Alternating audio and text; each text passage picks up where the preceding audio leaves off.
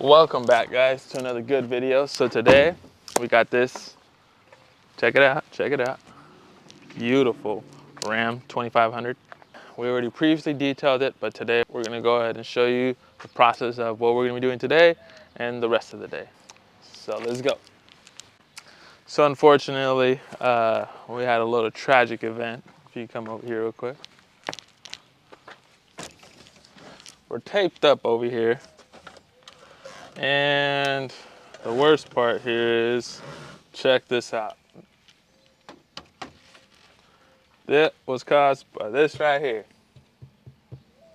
We had a rookie, let's just say, pull out the actual hose and forgot that the generator was on. Obviously we have a slide out so that way we have no hazardous in the actual van, but they caught it on a little fire.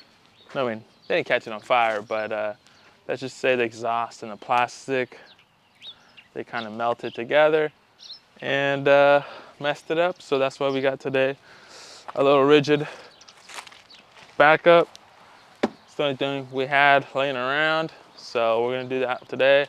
Go down to the shop, fix that one, probably get a new one because it's probably not gonna be repairable unless they cut it, and it's gonna be like another 10 feet, but I don't wanna do that. So sometimes you gotta make it happen and just be mindful of what you do, because sometimes it might cost you a little bit more if you're not paying attention.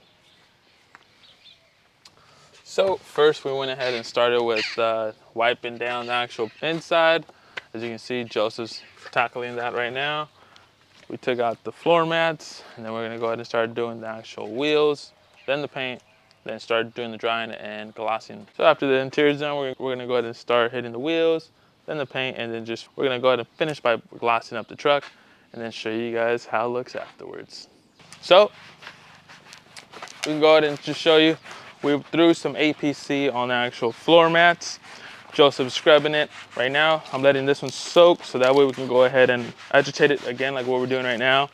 So once he's done, I'm going to rinse this off, put it to the side, and that way we can go ahead and have a clean mat. So when he enters the vehicle, it looks pretty crisp. Now, typically you can go ahead and put some type of actual dressing on the actual floor mat. There's two chances. If you don't have the right chemical, I know Coach Kemi came out with one that it's called a gummy fix, and that one actually darkens it, but it doesn't make it a slippery finish. But if you have a standard tire shine, you spray it on, you're gonna have to wipe that off because you're gonna have the tendency of slipping. So just be mindful of that. I typically just go ahead and advise the client. I just clean them, rinse them, and dry them so that way they can just look original and no slippage problem.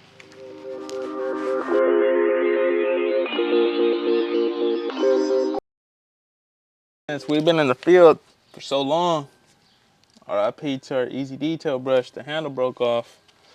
We're handling so many cars, you know what I mean? The handle couldn't handle, the handle couldn't handle. Yeah, we're pushing out so many cars, man. The handle gave out. We're right here. Two-piece combo, knockout, breaker. That's how you do it. Bam.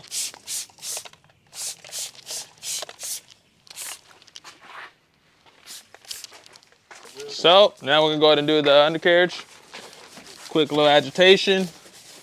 Knock off all the road grind that he's picked up over the few little miles that he's been driving this thing for.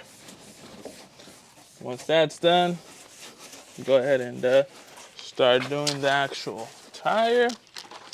As you see, it's been set up. It's been dwelling. It's been breaking down that tire shine, the road grime, everything that's on there. It's picking it right up right here. Once again, using the Mjdetail method. Now, I wouldn't say it's Mjdetail method, but it's a lot of you guys been saying all over Instagram. We're gonna just stick with that. But I personally just think it works a lot, and I recommend everybody to try it out. Spray the actual tire with some degreaser, let it sit, and you just pick it up with the towel, then you wring it out. You can see before and afters. I don't really use brushes for tires because I don't feel like the tire actually picks up what it's supposed to, you know? I actually knock it down and strip it off. I feel like it just smears it around, and yeah, you get some off, but you don't get it fully off. So That's why I use this method. Now we're doing the deep wheel with the easy detail brush. Now it'd be a little easier if I had a handle, but we're making it work. Trying to knock off as much of the grime that we can off of this inner wheel. It's always important to go ahead and clean the inside of the wheel because that's the most neglected. That's the most saturated part of brake dust, and that's where it just sits and a lot of people forget about it, and that can corrode and actually damage the paint over time, the finish of it at least.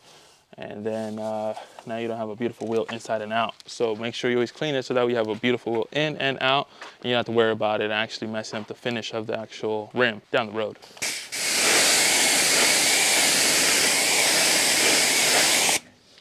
After you're done using your tools, I always recommend to rinse them down before putting them in the bucket, so that way it actually doesn't mess up and dirty the actual bucket as much as it typically would without rinsing it.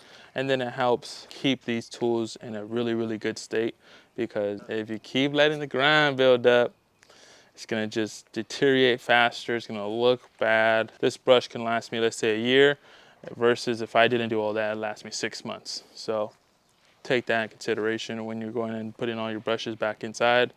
You can see your bucket a little bit more easier. You see your brushes clean a little bit better because they're not built up with a lot of grime. So, yeah. Yo, Sleepy Joes, all the Sleepy Joes out there. So, we're gonna go ahead and use some pH balance soap. Went ahead and added it in here. Now, typically I go ahead and put about 2 ounces. If I wanna be a little bit more generous, 3, but I would say about 2.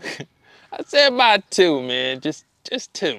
Okay, because you do about 3, you're gonna have to tell them, man, you got to pay a little $5 extra for this soap, man. This soap is luxurious, it's smooth. You can get your car right, man. Swirl free. Nah, just playing with you. But anyways, but about just about 2 to 3. You know what I mean? Give or take. Don't know. I just kind of eyeballed it. But I typically have some here to gauge, right? Oh, so I have my gauge right here. This is 30 mils. Every 30 milliliters is 1 ounce. So if you go ahead and put this to 90, that is 3 ounces. Fill it up to 60 milliliters, and then I put it in here. That is 2 ounces that I put in there. Shake it up, and then get to foaming. So, Joseph? You're right about the what? You go ahead. But yeah, I put the soap, then I fill it up with some deionized water, and then now I'm gonna go ahead and just cover the top, shake it up a little bit, and then get to town with the foaming.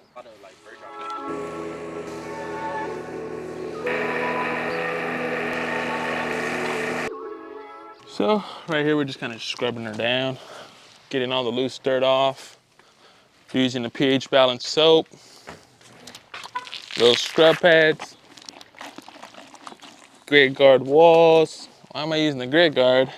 Well, the reason why I go ahead and put the grid guard is because a lot of this dirt, right, when I put it back inside here, it's just gonna sit and float on the top of the actual water, which that means if it's sitting right there, I'm gonna put it back onto the paint. So I'm scratching it with the same dirt that I'm trying to take it off.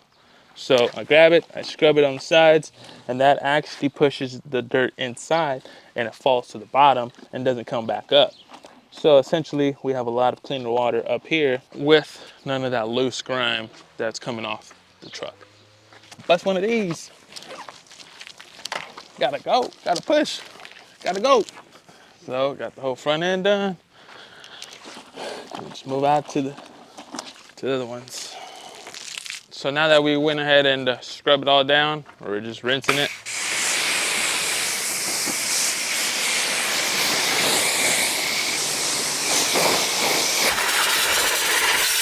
Well, I just went over with a blower, blowed all the cracks and crevices out. Now the main reason why I use an air blower is because it helps with drippage like this from the cracks.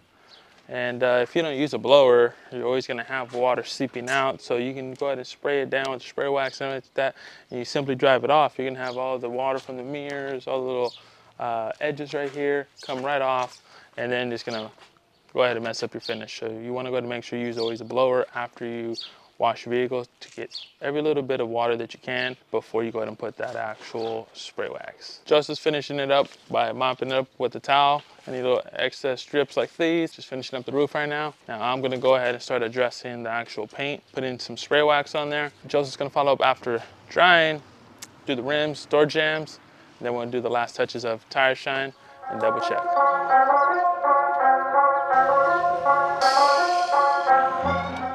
So guys, finishing it up now with some tire shine.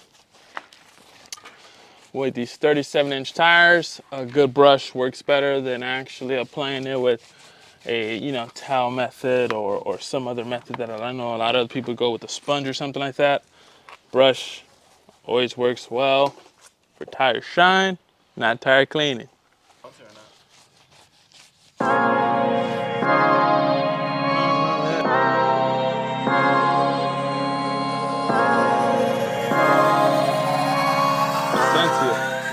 Just wrapped up the 2500. Now we're gonna go ahead and head out to the next appointment.